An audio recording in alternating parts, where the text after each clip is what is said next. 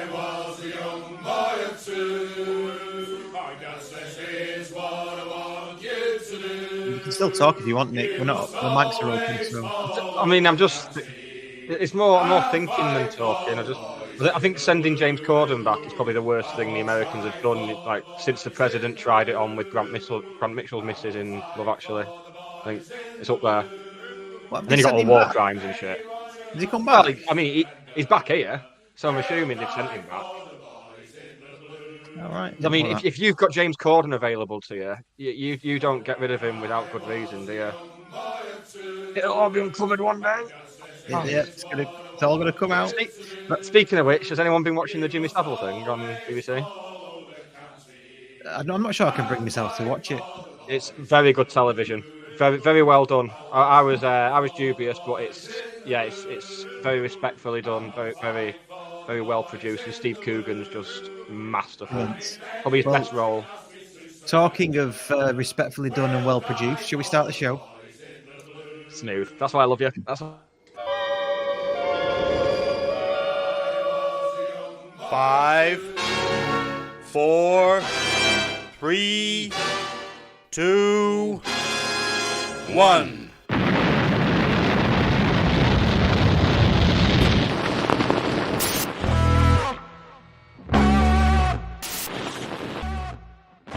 On the edge of the box is Madden. Madden trying to manufacture the shot, gets it away. It's there! Oh my word! What a goal from Paddy Madden! The Irishman strikes again, and is that the goal that's going to send Stockport County back into the Football League? Hello and welcome to the slightly rebranded Scarf Bagara War, the fan channel and weekly live show that gets together to talk all things what are about County on a weekly basis. Got the decorators in doing a little bit of work, but rest assured it's the same old show. I'll just leave the silence after that bit. I want to see if that prompts like the numbers to go down. As soon as I say like same old show, I'm really hoping it'll like tick down. No, good. We're with you for the next hour or so, chatting about all the goings on in SK3 with me, Nick Lee. That rhymes. That's like Stormzy or Dave or something. Yep, someone's just Googled modern rappers and had his mind blown. Joining us this week, it's a man who doesn't need to Google who the cool kids are listening to these days. Not because he already knows, but because he doesn't really care. It's Russ Johnson. Hello. How do you? All right. Yeah, well, we've butted heads in the past about me saying joining me. It's Russ Johnson. And then I heard Gary Lineker on a podcast this week, and he said when he was on Match of the Day with Des Lynam used to say at the start, joining us. And Gary would say, well, why'd you say joining us? And Des Lynam would say, well, because they've invited us into their homes. So that's what I'm doing. I'm very much taking the lead from Des Lynam. Oh, well, that does me, yeah. Legend, Des Lynam. The best Des Lynam moment ever, I'm sure we'll agree, was it before the Germany semi-final in Euro 96? And he opens the show by saying, you must have heard there's a game on. Like, oh, God. Oh, Des. The chills. How are you doing anyway, man? You all right? Yeah, I'm all right, mate. I'm all right. Looking forward to this. Looking forward to... Who's that down there? Who's that down where? What? Down below us there. Yeah, no, I'm going to introduce him in a minute. I'm going to below us both in terms of visually on the screen and hierarchy. On a weekly basis. Is this a live org chart we've got on the screen right now? Yeah. Don't know what that means. You don't know what an org chart is? Nope. Come on. Organizational structure chart, no. Sales and retail, me, man. We don't have much call for that. Yeah, no. You're just alone to yourselves. Regardless of what job I do, I'm a lawn to myself. So. Anyway, we're joined, or joining us, or joining you, however you want to phrase it. It's Waggy. All right, Waggy. Good evening. How are we all? All right, yeah. I was saying to Nick, I think we should do a little section, like a feature where you tell us a story, and we can call it. The feature can be called the Waggy Tale. Oh, I've never heard that one before. That's original. I bet you haven't, really. No, but genuinely, we could do that. You could tell us a story about anything, and we could call it the Waggy Tale, and could do a little jingle. Always on the lookout for new features, aren't we? Yeah. Right. Okay. We can have a discussion about that then. How short do you want it? Once upon a time, happily ever after. Bingo. Well, maybe you should do. I mean, maybe Waggy should do like, like Louis Theroux used to like spend an hour with someone. Well, an hour. He spent weeks with them, but the show was on for an hour. Waggy should do that with like Isaiah Kite. Should be like Waggy meets Isaiah Kite, and you just follow him around doing his business. Not literally doing his business. It's not like Whoa. in the bushes in Alexandra Park. We'd better move on, otherwise we're going to get comments again, aren't we? About the first 10 minutes. Sodom. Tonight, we're joined by Dave Marchbank from the Co-op. He's going to talk everything Co-op, clearly, and he's going to stay around and join us for the county chatter as well. We're going to cover the Doncaster win on Saturday, a bit on Salford from last night, some of the key points, and we're going to try and do our best to preview Harrogate on Saturday without a Harrogate fan to join us, because we just can't find any. We've kind of got this would have been a good week because Alan Armstrong's out of work now, and obviously his son is at Harrogate, so that would have been a good time to get Alan Armstrong on under the pretense of discussing Harrogate and then being like just us staring at him and dribbling. First player I ever pretended to be in the playground, Alan Armstrong. In a sea of Cantonars and Kincladseys, I was an Alan Armstrong. Even had the curtains. Lovely. Were they blonde? They were. I was blonde as a child. Yeah. Was you? Yeah, what were you, Waggy? It's only as I've grown up that it's got darker, both in terms of my life and the hair. Brown hair, Waggy. Yeah, I could see Waggy with brown hair. I just imagine you being born looking like that. just coming out the womb exactly like that. Come out with a 0. Yeah. Good stuff. Shall we get Dave out, because Dave's going to be part of our admin, isn't he? Not part of the admin. We're not building an admin team. We're just saying he's going to be part of. We're getting that big. Where's he fit in the org? Well, you just wouldn't know your place, would you, Waggy? So we've got to get other than. Right, let's get Dave out.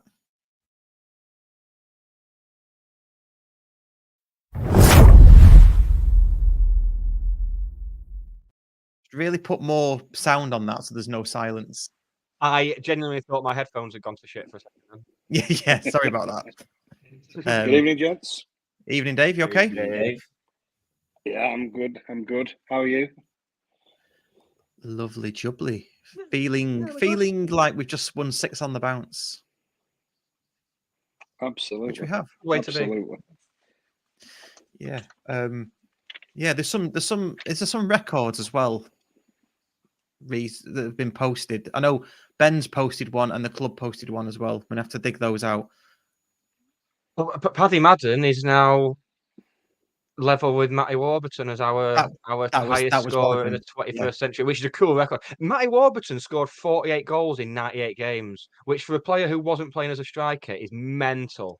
That's bonkers, that. Absolutely. Yeah, records to me. Tanto could be on the lookout for Louis Barry's record. Louis Barry's brand new record for scoring in all them games. Tanto is not far off now. Christ. Yeah. We're getting comments in already. 7 on the bounce now. Well, yeah, but I'm talking about the league. Well, no, I've changed my tune on the EFL trophy, and we'll have a chat about that later. Well, we will, because I could have my tune changed. If that makes I'll change your tune for you, love. Right, should we get into the Co-op then, and all things what are Co-op and Stockport Gin and things? Let's do the Co-op admin. Let's do the Co-op, and then we'll get on to the other admin. That sounds good. Okay. Go. Yeah, I think that sounds like a decent idea to myself. I think obviously we've got a lot to talk about with the football, so we'll rattle through a bit of the Co-op stuff. I think the two things that stick out in my mind. We've got the AGM coming up, and that's going to be held at the Spinning Top, and that's Monday the 20th, 7:00 start. Afterwards, it coincides with the England qualifying match versus Macedonia, so there's going to be an opportunity for everybody to stay on and watch the England game. So that's something worth noting. We've got about 5 vacancies for the board. So we're looking for anybody who wants to come and share their experience, expertise, and if anyone's got fancies stepping forward, then let us know. But we also the big thing for the co-op at the moment with the certainly the AGM is our independent secretary, Kaz Burt, who's done a fantastic job for a long time, is stepping down, unfortunately. So we desperately need somebody because we can't operate without an independent secretary. So that's something, if there's anybody out there may be interested in that, give us a wave and let us know. Dave, sorry, go on. Dave, just on that, what sort of skills would an independent secretary need to have if there was somebody listening and thinking? Yeah, the main responsibilities are to ensure we follow the Football Supporters Association sort of rules and regulations, if you like. So the actual secretary's main role is to keep us all in check and make sure that we're following the rules that we should be following. But they attend all the board meetings and organise things like the monthly meetings that we have, as well as the AGM. So that's it's quite a comprehensive role. But we can, if anybody's interested, we can post them the full details out, and that'll give them a better idea of all the little things that it involves. So it's a good point. And I think just to put onto that as well, knowing what I know through just going through life, really, it's kind of a precursor if you wanted to become a secretary of a football club.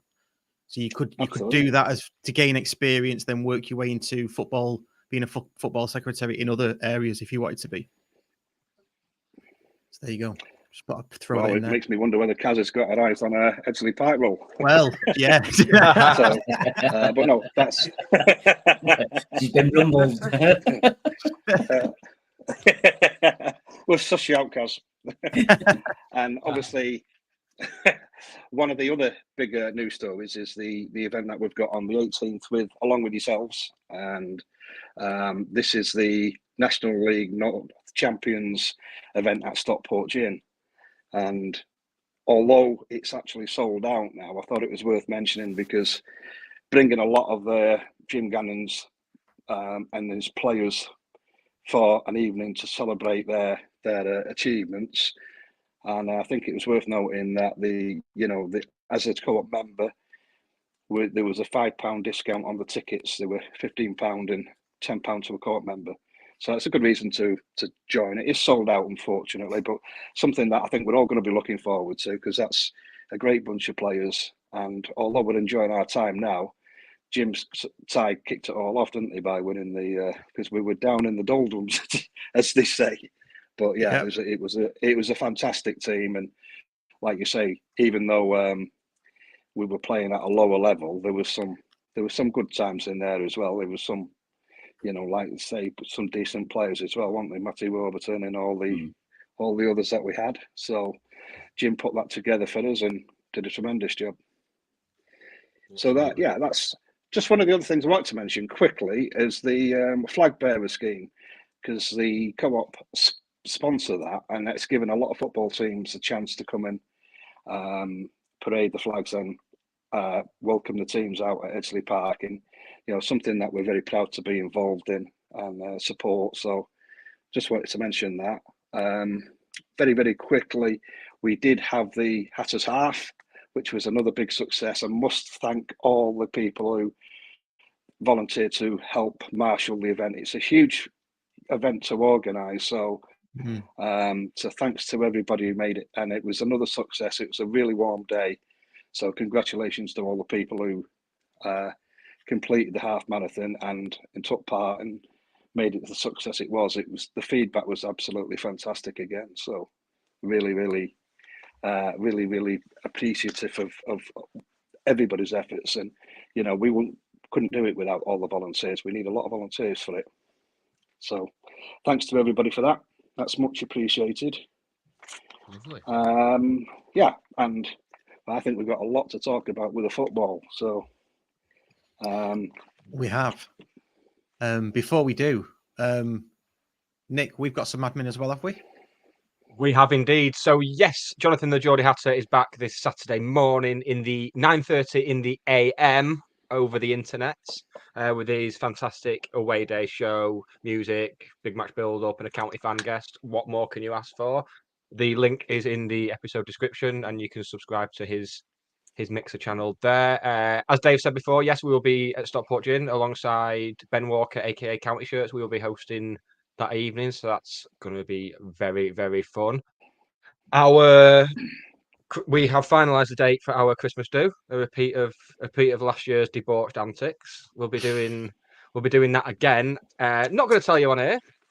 Sodom. Oh no, that'll be going. The details, well, the early details for that will be going live on Patreon in the next few minutes. So if you're a subscriber, part of the Scarf Bagara fan club, then you will find that out first. What more can you? nice. It's good, isn't it? Do you want to play the Patreon trailer at that point? Should Play the Patreon trailer? Should we play it? Yeah, let's do it. Nick, can I ask you a question? Sounds like you just have, mate. But you crack on. How do you like your content? Well, I'm glad you asked. Personally, Russ, I like mine hot and fresh out the kitchen. We've discussed this. What? We had that meeting about you referencing R. Kelly and we agreed it was too problematic. You wouldn't do it anymore. Sorry, mate. It's just the best combination of words to describe just one of the many benefits that members of the Scarf Bagara War fan club get for the very reasonable price of just £3 English a month. And not only that, there are discounts on merchandise, exclusive access to live events, bonus episodes and all sorts of fun to make it worth your while. You see, they get the weekly audio podcast immediately after broadcast, 36 hours before everybody else.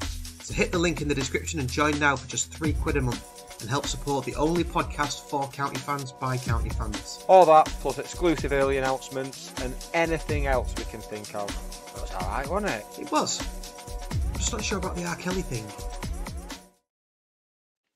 There we go. A bit of a cheeky bit of personal admin to wrap it up. The new episode of my other podcast is out, my comedy/music podcast. We've done Sex on Fire. We've done a takedown of Sex on Fire by Kings of Leon. It's been 15 years in the making. Someone needed to call them out for what may be the creepiest song ever written. So that's out. When you listen to it, yeah. yeah. And then we're dialing down the creepiness next week with "It Wasn't Me" by Shaggy, which is a sort of song that's not in the slightest bit creepy or annoying or weird. So yeah, that's out and that's going down very well so far. And it's not just people who listen to this and the Arctic Monkeys podcast listen to it. With people who don't know us listen to it.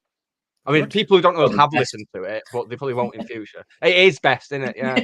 Don't want them preconceived notions to colour your judgment. Waggy, have you got any? Before we do, Waggy, have you got any admin you want to tell us? Yeah, you should tune in on a Monday and listen to me and Russ doing the Courtyard Club Call. See how clear that was? Yes, see? Love it. Didn't even have to practice. Yeah, we're joined occasionally by Dan Culverwell, so cheers to Dan for joining us on that. Yeah, that's available. Yeah, generally when Russ is on a stag do and he's not actually watched the match or seen it. Yeah, every week. I know. I'm getting tired of stag do's. Anyway, let's move on to the football, shall we?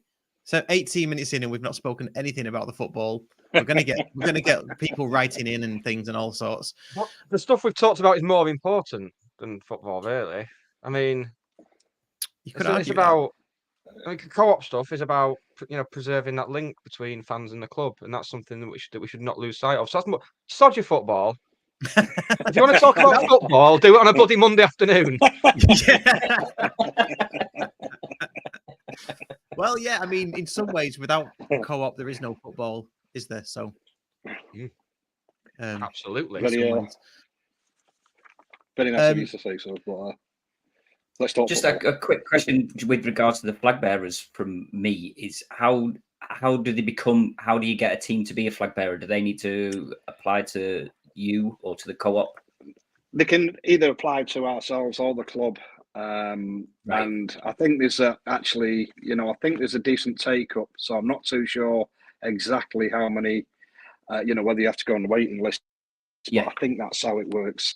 So if you get in touch with the club, explain what football club you are, why you think you should be chosen, you'll get on the list. And obviously, hopefully with all these cup runs that we're having and etc., more home draws, and you could end up bringing your club down and all your lads give them an experience, and it'll be paid for by the co-op. So good stuff. Fantastic. Excellent. Nice. Okay.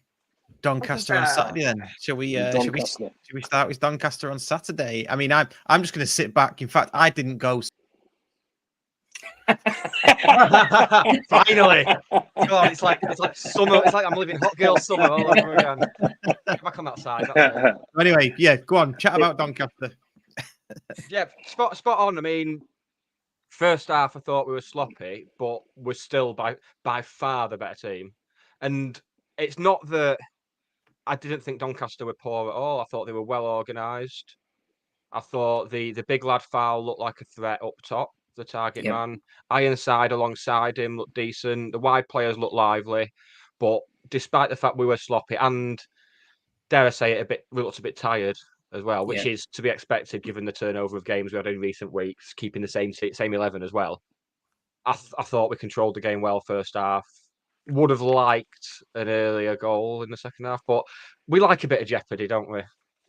We do. Well, I think one of the things I actually thought out of the run that we've been on, I think Doncaster were probably the team I've been most impressed with, and I'd echo what Nick said regarding we were the better team, but when it got as late as what it did, I thought, is it going to end up on 0-0 draw this? And if it had done, would that have been an unfair result? Perhaps not. For me, it felt really important because it felt like I'd almost got to this point of the game where I thought, actually, a point it wouldn't have been a disaster, would it? But the 3 points. So it felt like and I noticed like when we scored, the celebrations were like, it was just fantastic, the atmosphere. It felt quite significant, to be honest. And obviously, from the point of view of pushing us up the league to second, it was an important win. But I thought their keeper made a couple of fantastic saves as well. It was really, really top drawer saves. So it could have been a little bit easier if he hadn't have been on such good form. But it was a wonderful game to be at. I must admit, you missed a good one, Russ. I told you. This is the not trying to rub it in, but I think this is the point where I'm gonna before you start, Waggy, I'm gonna pull you and Russ up on something that was said on Courtyard Club Call on Monday. It's not just you two who said it; it's been said elsewhere. In fact, it was said elsewhere on our Twitter by Russ on Saturday. What's it? The phrase I didn't spot this; it was spotted, but I'm not going to tell you who I've got spying. But it's someone. So that means you've not actually listened to it. So just go. No, I don't, because I don't want it to take away from what I'm going to say about the game on the Wednesday. Seeing as I'm on a Wednesday night, I'm the only one to talk about the game who's not already talked about it. So I want it all to be fresh, and I'm just a busy man, so that's why I've got my spotter to keep an eye out for it. You said last season that would have been 0-0. That's exactly what I was just about to say. It was 0-0 last season. Yeah, I know it was a 0-0, but those were the type of games. Your point. But because it was, they were organised, and I think they're probably one of the best sides that have been at Edgeley Park so far. As I said, they weren't really threatening, but they were organised and they pressed us well. They had the ball and controlled the ball well. I think, and again, said it in the Courtyard Club Call, is that I think if they can get somebody that can play off their big man off that far, then I think that they'll be up there. They'll get goals and stuff like that, because he really did remind me of Wotton, the way he played and the way he held off, and but yeah, I think everyone getting towards 80 minutes was thinking, oh, here we go, here's a 0-0. But as you say, it wouldn't have been upset if it had been 0-0. But it shows that we can. And again, this week the subs made a difference. Madden and Wotton coming on was like somebody had scored, like we'd scored a goal. What a moment that was! That was great. It was, yeah. But he didn't look like he'd been out for 4 months. He looked like the player that was finishing before he got injured last season. And yeah, I just thought it was we changed the style to play, and Doncaster didn't know how to cope with that. they got their game plan for Tanto and Barry, but they didn't have a game plan for Wotton and Madden. Yeah, I'd agree with that, Waggy. In fact, I noticed it when when we made the substitutions. Like you say, I mean, thinking back, a few games ago now, but like when we made the substitutions at Mansfield and they made theirs worked, ours didn't. But it was just the opposite on Saturday. I actually thought we looked stronger after we brought our subs on, and it's such a boost having Wotton back, because are we on? I still feel like if we'd have played, if Wotton had been fit at Wembley, I'm sure would have won, because when you look at the game and we were under the cosh, we were roofing it up, but no Wotton, and we couldn't keep the ball. Whereas Wotton, that's what he can do and bring, and so I think it's to have him back. And it's interesting because he glanced one wide as well ahead, didn't he? There was a cross whipped in, and he put one wide, but really big boost having Watts back, and obviously that sort of led on to last night, when also another big boost and a timely reminder that we've got Paddy on the bench as well, haven't we? I mean, with Santo's form, we're looking formidable, aren't we, up front? Absolutely fantastic. And it's because we've still got a fair few injuries. Yeah, still a fair few injuries. We have. But you look at the bench and you still think we've got an embarrassment of riches there, and that's even before we've got the likes of Hippolyte and Noyle. Noyle was first choice last season, like unequivocally the first choice, and he's not going to get into the team on current form. Yeah, it's hard to see him. It's hard. I agree with you, and it's just astonishing, really, when you actually look at how well we've done. And like you say, it's really encouraging that you've got so many good players that are actually due back. And like you say, Watts played 60 odd minutes last night, which was, going to do him a world of good as well. And as I say, Paddy did the business as well, didn't he, with a hat trick? And you kind of think, wow, because some of these young kids that we've got coming through, they're not just young kids; they're really good footballers, aren't they? Yeah. I remember. Let's not get ahead of ourselves and go on to Salford too early. Let's stick with the Doncaster match, because we do want to cover the lads from last night. It was interesting, though. I spoke to after the game. We went for a couple of pints, and a couple of Doncaster fans came in the pub, and we got chatting to them, and they were actually saying they've been in a similar position to us, where they've had quite a few of their key players out with injury, and I think they're just sort of starting to drift back. They'll get back to fitness, so. You can see them sort of turning the corner a little bit and going on a run, because they did have something about them, didn't they? They were a decent outfit. Yeah. Strange set of fans, though. Sorry, very strange set of supporters. Doncaster were like fighting amongst each other on the way up to the ground, and then in the stands. Bizarre. Very bizarre. Very, very weird. I mean, it's certainly not the weirdest thing to come from the fans of a League Two club this season. If anyone's seen the statement that the MK Dons fan group have put, I say MK Dons fan group, the MK Dons fan has put out. Very, very strange. Maybe they should just go and drop down and start from the bottom, like they bloody well should have in the first place. Maybe just a suggestion. I was going to say when we get the MK Dons fan on air, but he's not going to come on because they don't exist. I think you'd find a few Wimbledon fans that would agree with you there, mate. Absolutely. It's good to see Wimbledon doing well too. Yeah. It's going to be a shame when we have to recall Joe Lewis in January. Yep. Because we're now playing a system that is perfect for Joe Lewis. So we'll come back and we'll go all back three. Yeah. Don't even joke about it, mate. You'll trigger him. It's all going well. I think the turning point, I think, on Saturday also was the Hinchliff double save. Yeah, there it is. Fantastic. As if by magic. Absolutely fantastic. Yeah, unbelievable. That second one, how we got up and got to that one, it was absolutely brilliant. And you say that did seem to change the way that everybody, it galvanised the team. I do love that when I'd agree with that. When you have you celebrate a save like it's a goal, That sort of thing. You don't get to see very often. But that was just. I was convinced as soon as it was a rare error from Fraser Horsfall as well. He's been flawless this season. Yeah, I think that's his mistake for the season gone. And then for Ben, just shows why Ben keeps bouncing back, like when he's been dropped in the past and stuff like that, because he does stuff like that. Just absolute quality. No fuss either. I love the.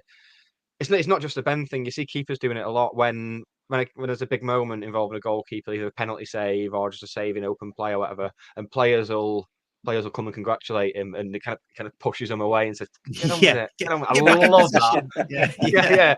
Yeah. This was your fault. Yeah, I think we should petition for the equivalent of a goal bonus for keepers when they do a save like that. Completely pull the team out of the shit. Some sort, I don't know, like key moment bonus. Apart from his clean sheet bonus. Yeah, you'll get a clean sheet bonus, won't he? So on top of that, or well, yeah, they should have like a panel of fans to decide. So if we're 3-1 up, so we don't get his clean sheet bonus, but he pulls off that double save, does he still get paid out? See, that's why we need the panel. Or if we're 2-1, we need 2-1. Yeah. Like when they have the old pools panel, when like a game would be called off and they decide whether it'd be a home win, away win, or a draw. We need one of them, just a panel of pissed up fans to decide. Great idea, that, Nick. Full of them, mate. Absolutely full of them. I noticed they turned us round, didn't they, as well? Which I hate that. Yeah, yeah. I don't know. You don't know why, because we had fans in the railway end. I know it wasn't packed, but still, there's no advantage to that anymore, is there? It's not as if they're all stood on the away end, blocking the walkways and not sitting down. So my theory is that if we play against someone who's got an ex-county player in their ranks, they will try, because they know that's our thing, they will try and turn us around. Now, I started doing some heavy research on this. So I went back to the start of, it's either the first or second season in the National League North, where we started having weekly highlights. And I went back and started watching the highlights and looking at the lineups to see how often it happened. But given the season that it was, I thought you said he was a busy man. 4 games. I was going to say, like four sets of highlights. I was like, God, I'm going to self-harm here. You've got too much time on your hands, Nick. Yeah. Well, I've got even more now, so I abandoned that straight away. This is horrible. It was like looking at all like.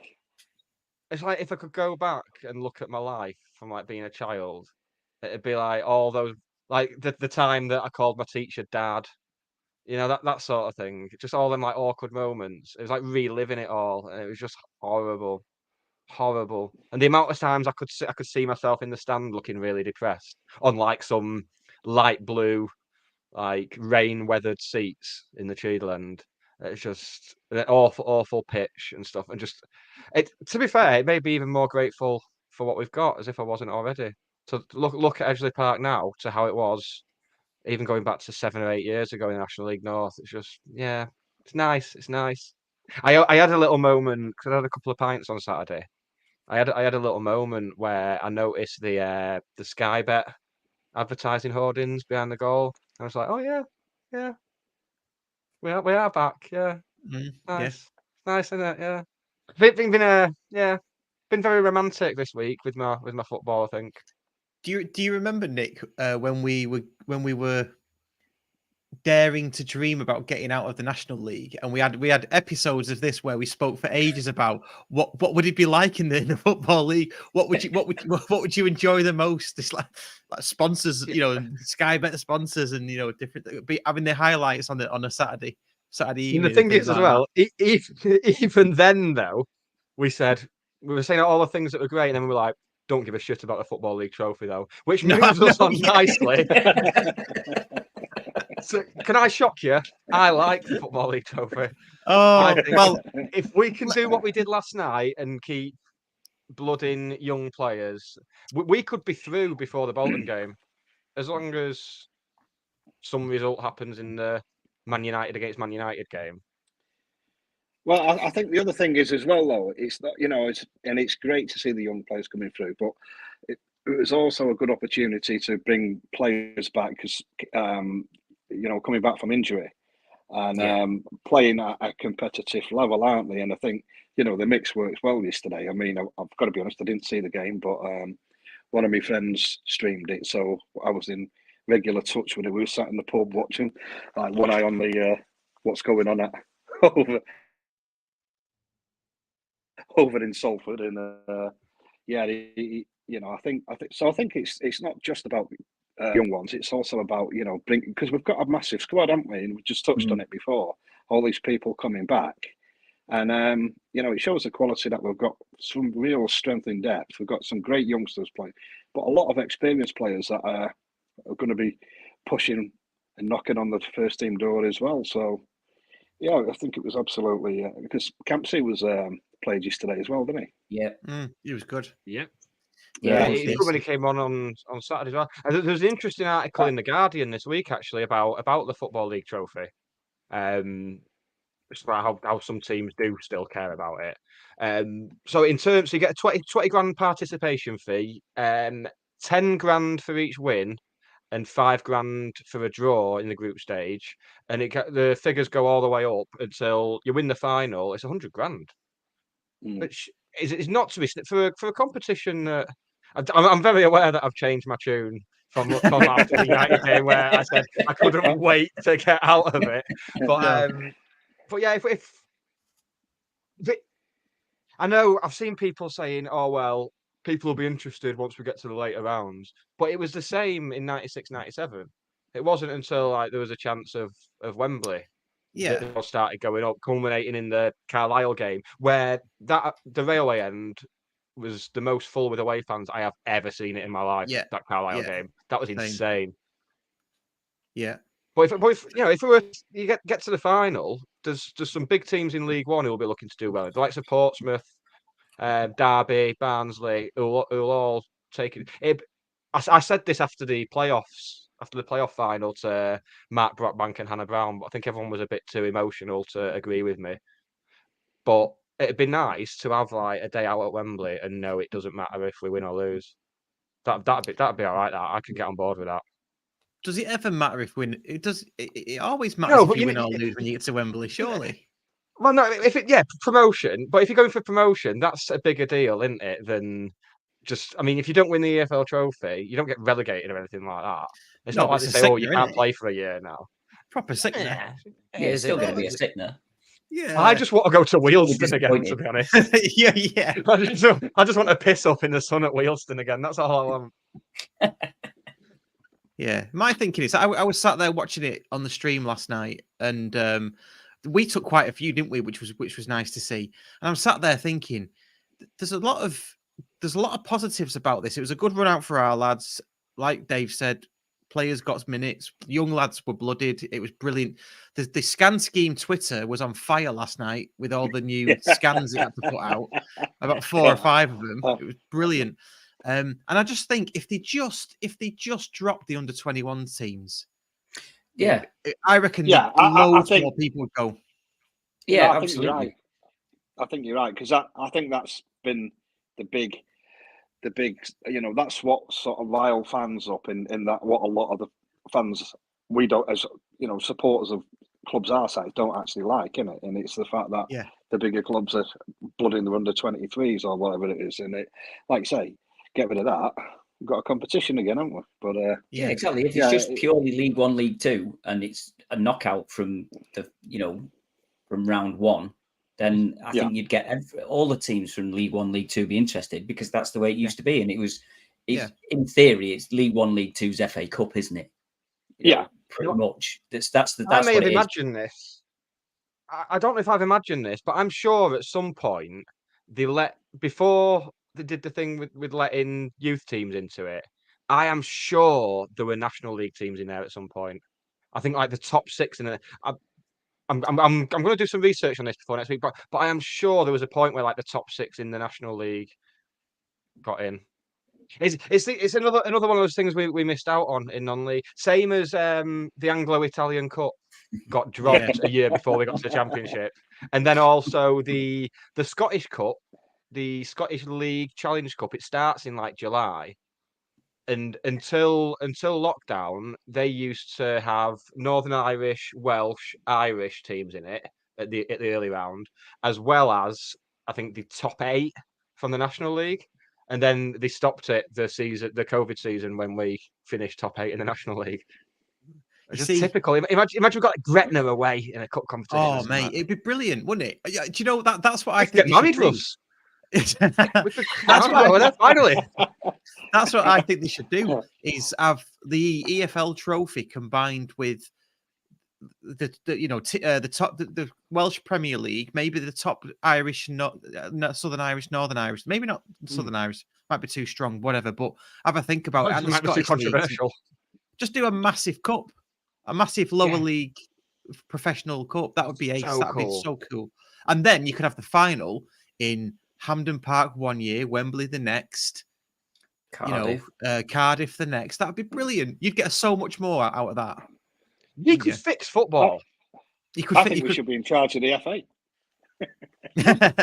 Yeah. I mean, we're white, so that's a start. Yeah. Boonhouse put it. Inverness away on a Tuesday night was the dream. I bloody well love that. It would have been good for your bike ride, Russ. You were up there at that time. I'd cycle up there in 4 days. Easy. Piece of piss. I'd just fly to Aberdeen and then get a train. Yeah. Neil Vince is twitching right now. Well, that would be good though, wouldn't it? That would be good. We've got some breaking news, but don't play the jingle. Because I'll have to just strip it out again. You can. Should we play the jingle? County Ladies are 2-1 up away at Chorley. If anyone can let me know whether County Ladies are at home this Sunday, that'd be nice. Because I'm going to pop down if it's Sunday. It's at home Sunday. You can Google it. I'm pretty sure. That is a thing. Someone just tell me. Too busy watching highlights from the National League North to watch teams turning us around. Who's won the toss? Have you got the tossing records? Is that something you do? Don't want to see my tossing records, Russ. Is he the biggest tosser on the podcast? What I was until a few months ago, Waggy. Hey. I'll cue him up. You set him up, I'll knock him in. Is it worth? I mean, talking about last night. We'll cover last night. We'll talk about let's say the kids. They are kids to me, but the lads that came on. But the football we played was pretty good as well, wasn't it? And that was a second. I won't say second string. I suppose you could say second string squad players, whatever. It was really good. The football. Yeah, we were a bit shaky the first 10 minutes. Ackle Wright looked a bit shaky for some reason, but then once we settled in, I think we looked good. And that Papula playing on the left, he was brilliant. I've got a great song for him. I really hope he breaks through into the first team, because I've got a song for him that's going to be fantastic. But go on. You have to wait. It's up to him. It's up to him. He's master of his own destiny now. If he wants a song, he's going to have to break through into the first team now. Yeah. But from what I've seen, I've only managed to see the highlights, and I was following on Twitter last night. Just I know a lot of the families of the younger players who've joined the academy, maybe from other clubs. They've been at perhaps United or City or Stoke or whatever. They're all very impressed with not only the setup but the plan. That in a weird way that pleases me just as much as what the first team are doing on the pitch. Because at the end of the day, if we want to be a sustainable club, it's the academy that's going to do that for us. You're right, Nick. Absolutely right, and we touched on that absolutely. And I think you can put it into some. When you actually think about it, and you look at, it's in my opinion anyway. I've watched Cody Johnson, and he was the first one to really break into the first team. And I've actually watched him and thought, do you know what?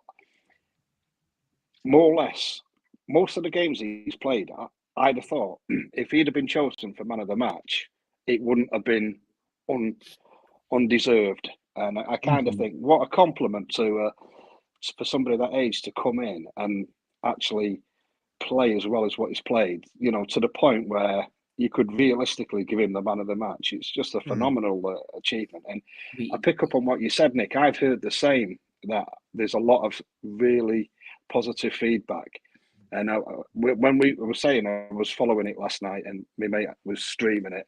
And one of the, we have a big WhatsApp group, and one of the comments that was made last night was actually, these young players are really, really talented footballers. And the comment we got was that, when Mark Stott's taken the club over, he hadn't just invested in the first team; he's invested really well, and we're beginning to see the fruits of that, aren't we now? All these players that are actually pushing for the first team place, because they're there on merit. They don't look out of depth, do they, when they come in the team? And it's tremendous testament to the investment that's been. And I've heard the same things. All these people and the parents are really, really excited and pleased with how the setup's been being handled. So I think it's a really positive story.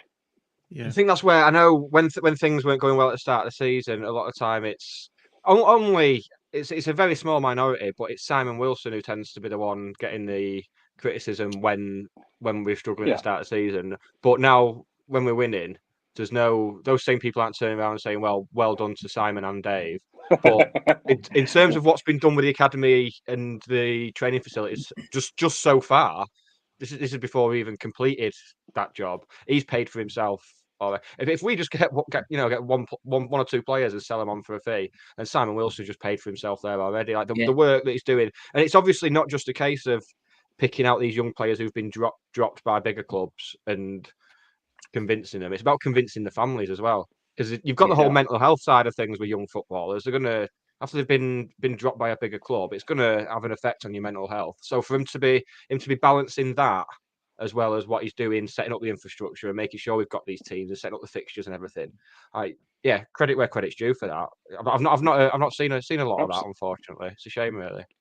Yeah, and don't forget as well, James Jennings bookends that, doesn't he? Because if they sign professional terms, they're part of the Professional Players Association for Stockport County. I forget the name of it, so apologies for that. But they can talking about mental health. They've got that support because they play for the club forever, haven't they? While that exists, so that's massive. I don't know any other club that does that.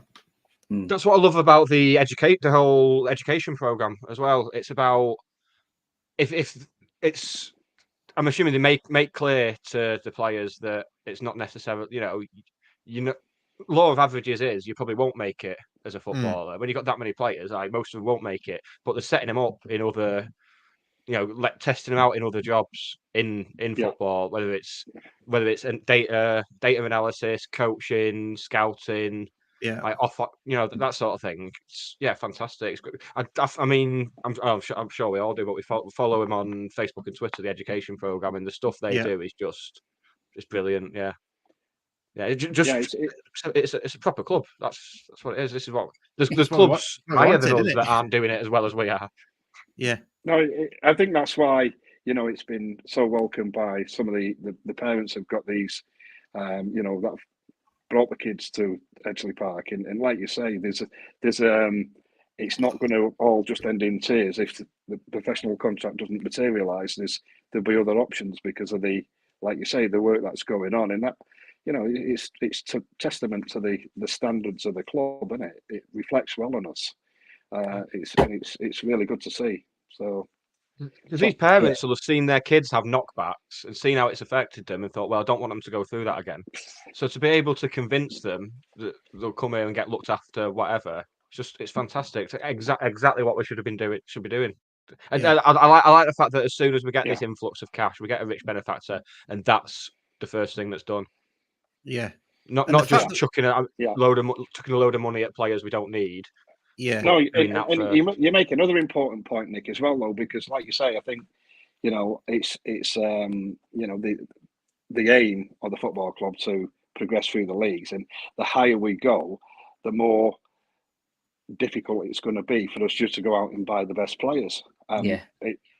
So when we are underpinning the squad with these players that have got genuine talent, it's fantastic. And like you say, you touched on it before, trying to run us as a sustainable club is going to be important, isn't it? We've got it's a difficult achievement, balancing acts for the football club to do, because it's easy to lose a lot of money in football. But no, it's really exciting, and it's great to watch as well, because everybody, I think, most people like seeing the youngsters come through, and when they're as good as what we've got, it's really exciting. Did you hear that, lads? You make another important point there, Nick. That's what Dave said. Well, I've heard not my words, the words of Dave Marchbank. I've heard it a few times tonight, and I don't know. I've never heard it before in my life. I think it unnerves you. I think you're very unnerved by me making good points. I don't think you like it. I'll tell you what. I'll change the subject just for a minute, because I'll tell you what, I did enjoy and going back a little bit, but when we played the other Tuesday night, when we played Forest Green, and was you there when we had the switch on? Yeah, saw a bit of that. Yeah. Oh, as he's lights for the Danny statue. That was excellent. First time they've been. Yeah, it was Danny's fan. Nice, looks fantastic. Lit up the Danny statue, but that's there's a lot of. It was quite a proud moment, really, because all the supporters have put a lot of money in to make that happen, and I think it looks absolutely fantastic. I think it's great credit to everybody. When you're in the courtyard, if you're in the courtyard having a drink before the game, you see the amount of people going. I mean, it's just great to see it there, to have it to look at. But the amount of people going at taking pictures either of it or with it. Yeah. I've noticed the few putting the Uruguayan flags around him and have the photographs taken, and like you say, it's a quality. It was a quality statue, and Anna Stewart, who commissioned it, has done a fantastic job. And it's something I think we can all be really proud of, And you look at the club, it's just like Nick said before. In the last few years, it's just been transformed, hasn't it? I mean, it's so. Just the courtyard being another good example of. I think it gets really busy all the time, doesn't it? And it's another example of something the club have got right. It's fantastic. Yeah. It's funny, isn't it? Because when we were having the bad patch earlier in the season, quite a prevalent Twitter account said that because we weren't winning it, the club must be rotten to the core from top to bottom. Top to bottom. I saw that. Was it top to bottom? Was it? To bottom, too many staff. Too many Chiefs. No, not many Indians. All that type. Yeah, and I'm just thinking that was on a par with last season's comment that proper triggered me, which was when we got a few red cards. It was it's a disgrace. Gone. Yeah, it's a disgrace. And I made a point this time because we're bottom of the fair play league at the moment. Top, depending how you look at it. Well, yeah. I just said, what's the opposite of disgrace? And what annoys me a bit is I'm loving the way the club is run at the moment, and it's really difficult, even when we lose a few matches, to criticise anything. Right, criticise tactics and what have you, but that's down to the football. But when people criticise the running of the club and compared to what it used to be, and you get those usual comments, oh yeah, well, we're not in the non-league anymore, so you're blah blah blah. I just think, why? Just think about it like objectively, and when we're talking about all this now and how good it is being run, I can't remember. Yeah, it's not going to change after 4 losses, is it? How well it's run. It's still run well. It's just exactly. We're not playing well. Yeah, and before you say it, Nick, because I think you're going to say it, you are allowed to criticize the club when they make mistakes. When nobody's saying we can't, nobody's saying we can't. That's not what I was going to say. Kind of. I was going to say, can we still criticize the offering in the club shop? Because I had a gander in there on Saturday. I still think the club shop is poor. There's so many county fans, creative county fans, who've got a track record of creating either cool county stuff or cool stuff in their day jobs, and just get some cool stuff in there. I mean, it's the shirt thing the shirts. I mean, I know there's still people who haven't got their shirts that they ordered in the summer. They're waiting for another shipment, which is mental, absolutely bonkers. So it's a shame that we've got issues with the supply of the shirts again a year on. But just in terms of just other merchandise, just t-shirts and leisure wear and stuff like that, just cool designs and stuff like that. There's so much stuff out there that, I mean, we've done bits, but that pales in significance compared to the stuff people like Clear Blue Skies. He does it for a living. Over the County Culture, Penno, just people who do cool stuff. Who, if the club just said like, look, if you got any ideas, they would, because that'd be so cool. I'd spend a fortune in the club shop but every time I go in, I just walk in, do a lap, and then walk out disappointed. Pretty much, it's a shame, really. I'm a bit disappointed with the offering in the club shop. To be fair, it's not great, is it? But you know, well, I think is what it is, isn't it? They get most right. They get most what we're moaning about. Or that's the disappointment with the club. Yeah. Well, I think and that's like you say. I mean, ultimately, one of the things that we can be judged on as the people who are running the club is the gates, and it's something we haven't touched on. But I mean, there was 9,500 against Doncaster. How many was there against Forest Green? Was it 7.5 or something? I think that seems to ring a bell. And that was with midweek game, very few away supporters, still getting really, really healthy gates, aren't we? And ultimately, that's a mark of what the people of Stockport think about how the club's been run. I think, because they're parting with the money to come and see us, aren't they? Yeah, absolutely, yeah. Maybe if we had a better offer in the club shop, people wouldn't feel the need to swan around the Cheadle End in United and City shirts. Well, shall we get on to getting the reses? I think it's a good time. Yes, We're nearly an hour.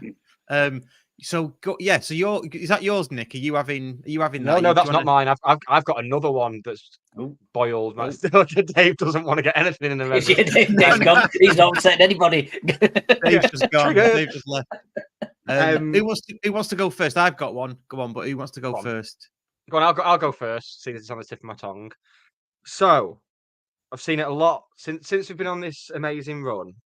I see people, particularly on the Facebook group, saying, "Oh, but people said we needed a striker." It's like, but we did. When we were playing long balls up to no one, we did need a striker who we could play long balls up to. Now we've found a different way of playing. We don't need another striker. It's not rocket science. I don't understand. There's people who seem to be taking it as like just their mission to say, "Oh, these people were..." Well, they weren't talking bollocks because we were humping long balls up to midgets. So they weren't talking. We did need a striker. We spent the podcast, the deadline day podcast. We spent it thinking, "Oh, let's hope we get a striker in. Let's hope we get a striker." And we did, didn't we? Well, kind of. Bailey, we got. Well, again, just Miles Hippolyte Mark II there. Just a good, consistent player who can fill in a number of positions. He played about 4 positions on Saturday. Bailey did. He did. Yeah. He's great, isn't he? He's great. When we changed formations and stuff, he just seemed to be like, slotting around wherever it was. Yeah, just very similar to Miles Hippolyte. Minimum of 7 out of 10 every week. He's got a bit of energy about him. He can do pretty much everything pretty well. So yes, that's what I want to put in. People taking it upon themselves to slag fans off for saying we needed a striker when at that point we did. But we don't now. So put your fishing rods away. Fair said again, Nick. There we go. Not my words, the words of Matthew White. You're on form, aren't you, tonight? I might take next week off. Speaking of which, next week we'll be on Thursday night from 7 is what we'll be doing next week. Forgot to mention it before because we're busy Wednesday night. Have we checked with Waggy? Are you okay Thursday night at 7? I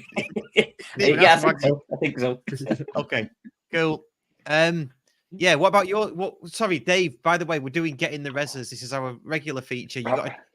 We'll go around us. You just think about something football wise that you want to throw in the reses behind Edgeley Park. Okay. 101. So go on, Waggy. What do you think about that? The only one that it goes back to, it's just little silly niggly things about referees, and it's going and telling the keeper when there's a penalty being taken to stay on his line. It's not a new rule. It's been a rule for 5 or 6 seasons. The keeper knows what he's supposed to do. So why go stand in front of him and stand there like that? It's keeper's gonna go, what? He's not interested. I think it was one of the Premier League games. The keeper was just staring through the referee at the person that was taking the penalty. He wasn't even interested in it. He was like, "What are you doing? Why?" As I say, it's not a new rule that's come in for this season. It's not something that they need, reminding of how to enforce it. It's just one of them, another pointless thing, like we said the other week about the drop ball when it's in the keeper's hand. It's just like pointless, absolutely pointless. Fair dues. Yeah. Yep. No arguments there. Yeah, no arguments from me either. Okay, I'll go next. So Dave's got more thinking time. Mine's a bit of a flip over. I'm gonna say, what can get in the reses is people who slag off youngsters who come to matches that wear football shirts of other clubs, but they're not generally English clubs. So if you're a youngster and you come to the game in a Barcelona top and you photographed, that's not the same as coming as in United or City or anything local. So and that's them they to me are prime. You can get them in and get them supporting county. Absolutely, Russ. I agree. Yeah, there's a big difference between kids who've got an Inter Miami shirt on because they like Messi. Yeah. Then 100%. the kids come in, and the adults come in United and City. Yes, well, yeah, that's the worst one. I mean, yeah, they can get in the reses with concrete boots on in the courtyard. Yeah. But maybe if we have some shirts in the club shop. Yeah, well, that's it. I'm sure that they own other shirts rather than just City and United shirts. They must own another shirt or T-shirt that they could wear. You'd hope so, that's stupid that they think because I'm going to a football match, I must have a football shirt on. Yeah. It's yeah. I wouldn't dream of doing it if I went to like the cricket or something. I wouldn't just pick up like a random cricket shirt. And in fact, I'd probably just wear a T-shirt that says "Go Cricket" on it, so I wouldn't have a clue what's going on. Like, go cricket, go sports. A rattler, a couple of pom poms. Yeah. You've been watching me through the window, haven't you, Maggie? I'm recording it. Blackmail purposes. Dave, have you got anything for us? Yeah, I'm going to be a bit controversial here. Something that wound me up a little bit was one of the ball boys who sat there next to the pitch watching the match, and the ball goes out, and he just watches it. I'm thinking, go and get it. So sorry, ball boy, but you're going in the reser.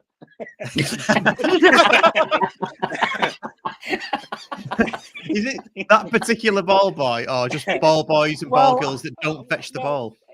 Well, I mean, to be fair, most of them do, don't they? But he just watched it go, and obviously we got the multi-balls going on now, haven't we? But that's sort of a small club.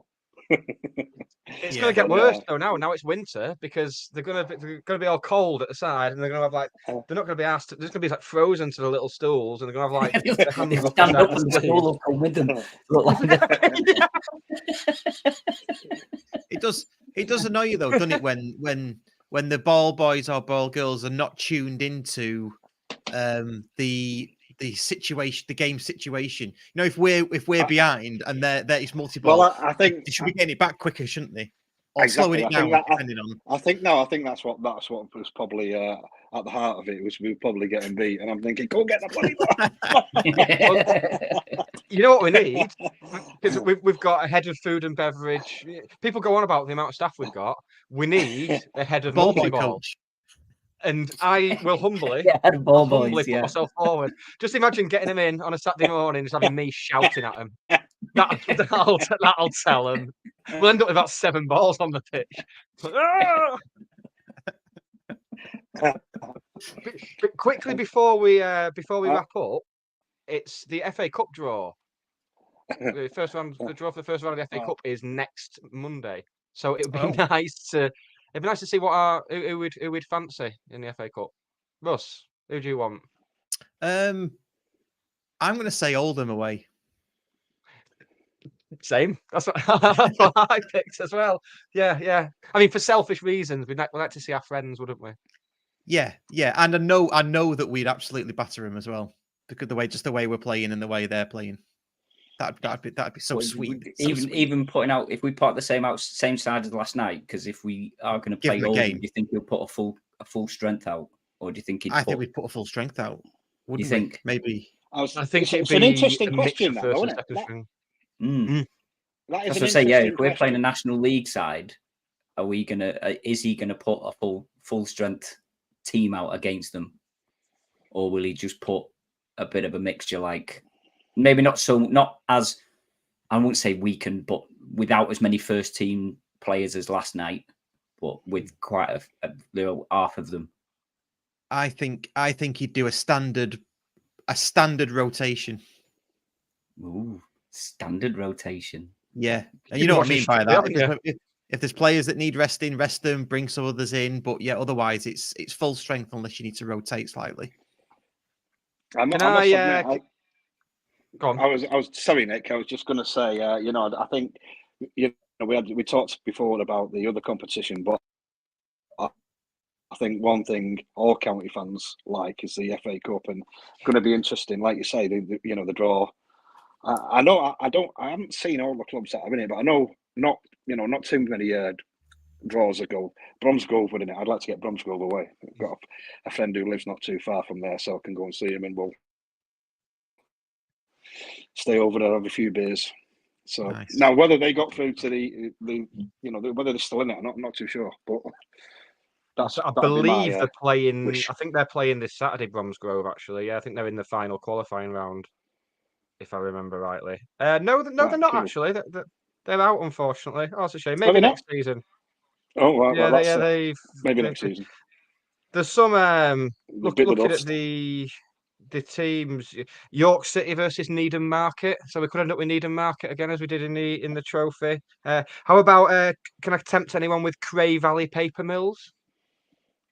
Nope. All the way. Sounds like a mill. Well, they're our next rivals. It's quite interesting because they've got two teams, haven't they? In there's Cray Valley Paper Mill and there's Cray Valley, but I think the Cray Valley play at somebody else's ground. It's all based around London, isn't it? And there's two teams there. The Paper Mill have their own ground, and the other one share with somebody. I can't remember who. But yeah. What about you, Waggy? Who do you want?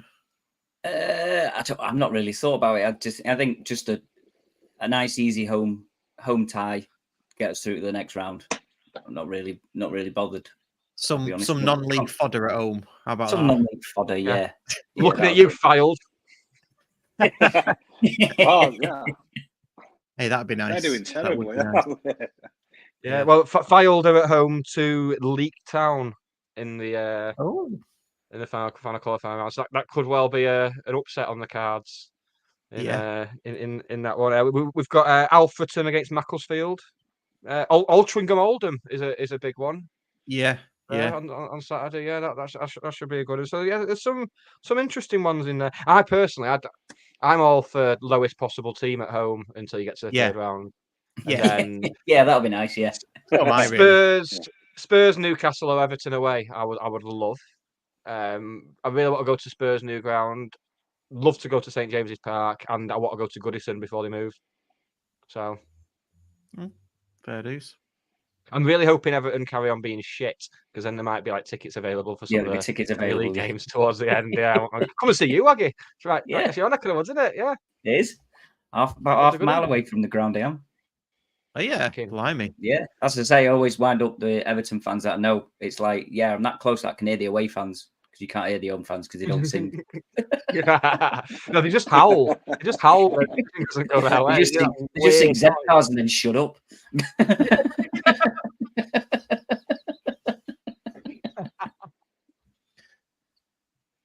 Good stuff. Shall we wrap it up there then? Let's do it, mate. An hour and 10 in.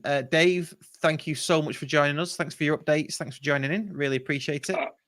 No, thank you for inviting me. Much appreciated, and enjoyed it. And hopefully you'll have me on again sometime. And Absolutely. I'll say some nice things about Nick again, perhaps. Yeah, yeah. I'll agree with him. Yeah, Yeah, don't come on too soon. We'll be getting a big head. Fantastic. No, thanks, Jed. Yeah, and we'll see you next week at the Stockport Gin event, won't we, for the co-op? Certainly will. Yeah. I'm getting rid of him. Cool. Good stuff. Waggy, Nick, anything to say before we go? Cheers. Thank you. No, just be good to each other. So yeah, be nice. Don't be a dick. Don't go having a go at people because they said we needed a striker when we were playing a different style of football that required another striker. That's the main thing. It's the main thing. Yeah. Do you want to agree with him, Dave? Before we go. I agree with him. Cool, right. Cheers, everyone. See you later. This episode of the Scarf Bagara War was written, recorded and produced by Russ Johnson and Nick Lee. The music on the opening titles was produced by Dan Johnson. Subscribe wherever you get your content, as well as finding out how to join the TSBW fan club. Check out the links in the description or go to allthews scarfbagarawar.co.uk.